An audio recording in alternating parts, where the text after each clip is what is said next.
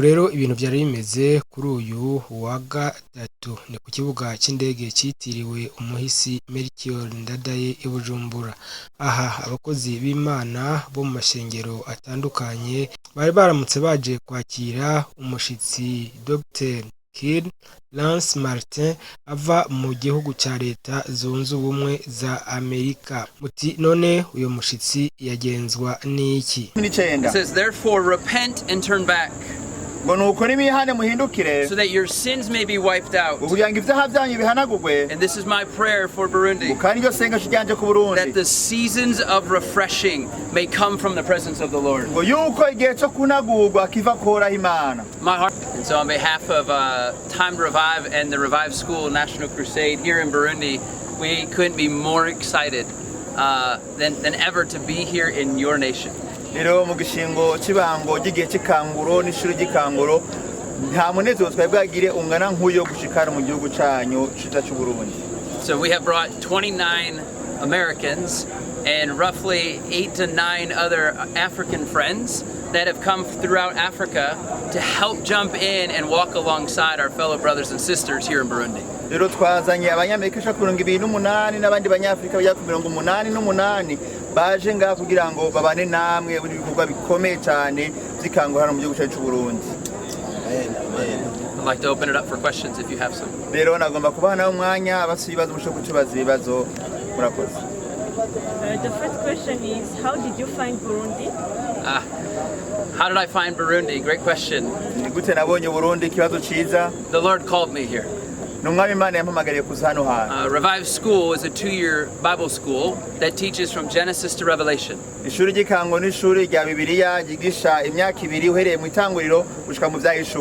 Revive School is in 53 out of 54 countries here in Africa. And many nations have asked us to come and do a crusade in their country. But by God's grace, He directed us to Malawi last year. Where we had a dream that the president of Malawi called all of the country to repent. And so as a result, the president, with his support, sent us to the nation of Malawi, calling the church to repent. And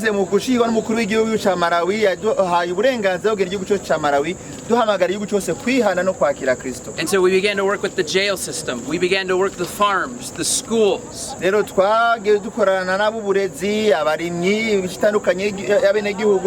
we began to even work into just literally every community throughout Malawi.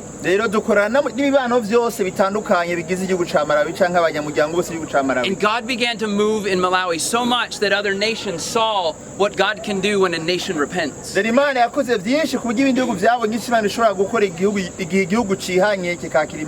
of those leaders was Pastor Pascal, who's our national coordinator of Revive School in Burundi. And Pastor Pascal saw something special in Malawi. And after prayer and discussion, and then even after coming and meeting many of the leaders this last February in Burundi, I believe God is highlighting and putting a spotlight on your nation of Burundi. So we came because we believe that the people are ready for a mindset change, a change in their own nation. Because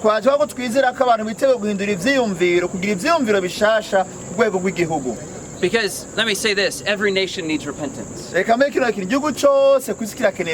I'm from America and we need a move of God in our country. So it's not that Burundi needs it more than our country. But I will say this is the season and time for Burundi. And in Acts 3:19, I want to read this and answer your question of why Burundi. And in Acts 3:19, and by the way, what we pray, we desire to see in Burundi is everything based on the Word of God. rero ibyo twizera dusengera Burundi byose bihagaze ku ijambo ry'Imana. This is not for my motive, Kyle Martin's motive. rero si intumbero n'imigambi ya jewe Karl This Martin, is not for Revive School motive. si ibijyanye n'ishuri ryacu n'intumbero z'ishuri ryacu. This is, I believe, a pure motive that the Lord wants within the nation of Burundi. nizera ko arizo ntumbero nzima Imana ikeneye mu bihugu byose. And in Acts 3:19, please listen to what the Word of God says. Mbe vy'Imana ivuga byakoze no 3:19. It says, therefore repent and turn back, ngo nuko nimihane muhindukire so that your sins may be wiped out. kugira ngo ibyaha byanyu bihanagurwe. And this is my prayer for Burundi, kandi iryo sengesho ryanje ku Burundi that the seasons of refreshing may come from the presence of the Lord. ngo yuko igihe cyo kunagurwa kiva koraho Imana. My heart for Burundi is that you would experience refreshing presence of God in your own life, in your families, in the villages, and in the cities. sengesho nuko turonka igihe cyo gutotahazwa ukundi gusha bivuye koraho Imana mu miryango yacu mu gihugu cyacu ndetse no mu miryango yanyu mwese. But I hope the national media hears this well. ariko nizera yuko n'igihugu cyose kiranyumva hano hantu. I can't tell a Burundian what they need to repent from. Jesi je nobwira Burundi ibyo bakeneye kwihana ivyo ari byo. That's between them and the Lord. Ivyo biri hagati y'abarundi n'Imana yabo. And when they are listening to the Lord, kandi igihe bazoba bumviye you Imana will see healing of this land. muzobona ugukira kwa kino gihugu. So we are here to walk alongside you, and it is an honor to be here. rero turi ngaho ngo tugendera muri uru rugendo kandi n'iteka ridasanzwe yo kuba twashitse hano hantu. Ego mu gikorane avuze ahanini ko ari ukuzihanisha abantu. Mbega mwoba muroreye ko hazoba n'ibitangaza byo gusengera abagwayi bagakira. You just highlighted that in the crusade there will be just a repentance, people to repent, coming to Jesus Christ. Do you expect some miracles in the crusade? Say that Do you again. expect miracles in the crusade? You know, the scripture says that when you call people to repent and they turn to the Lord, byanditse bivuga ngo igihe abantu bihanye bagahindukirira umwami you should expect those things. uguma kwitega n'ibitangaza kubikurikira. But I want to say something that's really important. Abana bumva ikintu kimwe gihambaye cyane. My focus is not on the miracle. Intumbero yanjye si ibitangaza. My focus is not on the signs and wonders. Intumbero yanjye si ibimenyetso n'utwumiza. My focus is on when hearts are transformed and turning to Jesus. Icyo ni cyayo n'igihe imitima ihinduka igahindukirira umwami Yesu. God can do anything that's Imana ishobora impossible. gukora ibikomeye cyane birenze. Amen. And I believe this, kandi ibyo ndabyizera that when cyane. there's true repentance in Burundi, yuko nihaba kwihana k'ukuri mu Burundi your economy should be changed. n'ubutunzi bw'igihugu buzohinduka butegerezwa. Your agriculture should be changed. iby'uburinyi bizohinduka kandi bitegerezwa. Even the past hurt amongst people groups ndetse n'abantu bakomeretse mu migwi y'abantu agize Burundi can see reconciliation and restoration. bashobora kubona ugusubiza hamwe no gukira ko mu mutima. And that's the Lord. kandi ibyo biva ku mwami Imana. Reverend Pasteur Pascal Ntakaburimvo nawe yari mu bariko bakira uyu mushitsi aha yagize ati Burundi turazi ko ari igihugu gifise amasezerano y'Imana. Nticari kubura guhomba kakaryo ko kwihana. Ariko Imana igomba ngo Burundi bugire ukwihana gushitse kugira ngo amasezerano Imana yasezerana iki gihugu abone gushika. Igihe amasezerano ashitse abantu bihanye neza, nico gihe abantu bazotangura gutwara ubutumwa bwiza hanze mu bindi bihugu kugira ngo ibindi bihugu navyo bibona gakiza mu Burundi. Murakoze. Murabakije muti hama haba ibindi bikorane byinshi hano mu Burundi. Muti mbega ico coco nikihe gishasha gishobora guhindura ibikorane hano mu Burundi? Biraba nivyo kandi bikorane twama twumva byinshi bishimikiye ku bitangaza.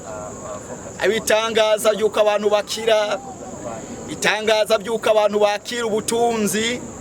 Ariko none iki gikorane ni gikorane gishitse mu gihe nyaco, ni gikorane nk'uko umufondateri yabivuze gishimikiye ku kwihana. Igihe rero igihugu cihanye nk'uko mwabivuze, hari ibintu byinshi twaciyemo hano bigitembera mu mitwe y'abantu. Abantu ntibariga uburyo bwo guharira abandi, abantu ntibariga uburyo bwo gusenga ngo bihane begera Imana. Ivyo rero igihe abene gihugu ba hano bumvise ijambo ry'Imana yamaze kudusomera ibyakozwe n'intumwa 3:19 nuko ni mwihane muhindukire. Abarundi barakeneye guhindukira. Ico mwavuze ngo valere ajute, turagomba ko abarundi bahindukira bakihana by'ukuri bakava mu ngeso mbi. Igihe rero bahindukiye, ibihe byiza by'impemburo bizoshikira igihugu cy'u Burundi. Bizoshika kubera ko abantu bihanye, ntibizoshika kubera ko abantu bama mu by'ibitangaza gusa, bizoshika ari uko bateguye imitima yabo. Murakoze. Amen. Amen.